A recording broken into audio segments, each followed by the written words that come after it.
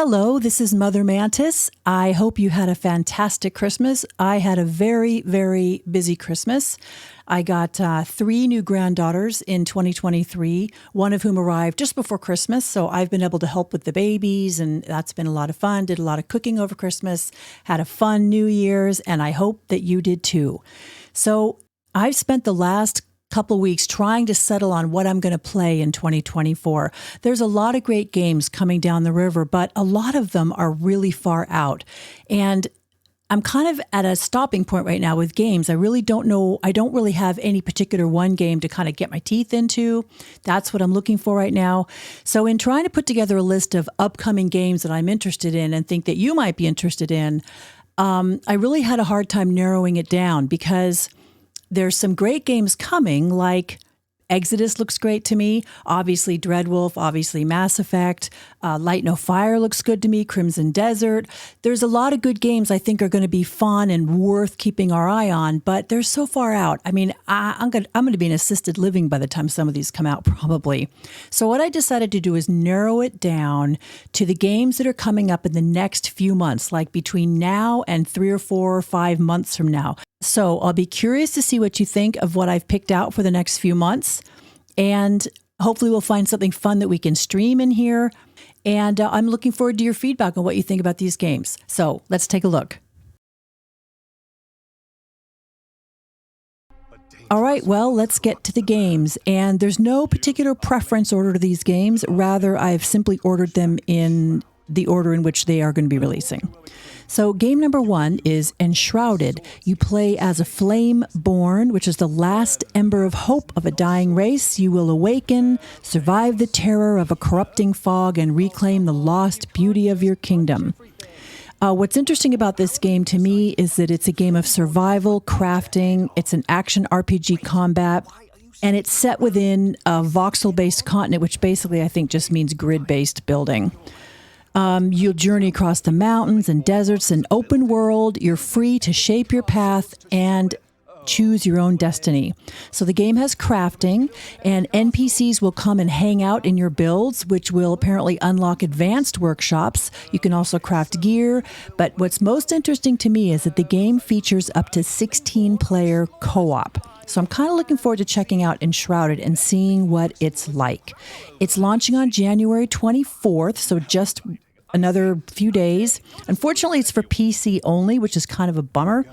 But like I said, it is 16-player co-op, up to 16 players. So I think that sounds kind of fun, and I'm going to take a look at that game. Number 2 is Banishers, the Ghosts of New Eden. It's a game in which you hunt ghosts as 2 memorable characters in a story-driven action RPG where your decisions have dramatic consequences. So it takes place in a place called New Eden in 1695. There is Antia Duarte and Red Macraeth. They're lovers, and they are banishers, which are ghost hunters, who have vowed to protect the living from the threat of ghost inspectors. So following a disastrous mission, Antia is fatally wounded, and she becomes one of the ghosts that she would normally hunt. So I'm really hoping that that story is everything they're promising it will be. It will be launching on PlayStation, Xbox, and PC. It launches on February 13th. And this, interestingly, is the only one of the games that I could find the price on. This game will be launching at $49.99. Next up is Nightingale, a game that I have talked about a lot and actually done a couple videos on. Nightingale is set on a journey of survival and adventure into the mysterious and dangerous Fey realms of Nightingale. You will become an intrepid realm walker. You'll venture forth alone or with friends. You explore, craft, build, and fight across a gas lamp fantasy world that, by the trailers I've seen, really looks visually stunning. It's a PvE open world survival crafting game which you can play solo, or you can play cooperatively with friends. You'll build, fight, craft, and explore as you venture through these magical portals into a variety of amazing and fantastical realms. Your goal is to become a skilled realm walker and navigate the web of trans-dimensional portals. Sounds crazy, right? This game looks really fun to me. The gas lamp sort of Victorian world, I think, is A super interesting setting. I'm really looking forward to this. It's co-op for, I think, up to 4 people at a time, and it is also PC only, and it launches February 22nd. Okay, next we have The Thermitage. Now, The Thermitage is an isometric game. I don't usually do isometric games, but I have done a couple and I've enjoyed them, and this one looks interesting to me. It's an isometric, story-rich RPG with a unique take on turn-based combat, character development features, and investigation mechanics. It will face you with morally ambiguous choices, a game mechanic I always love, and it's set in a world teeming with mysterious powers and strange ethereal beings called salutors.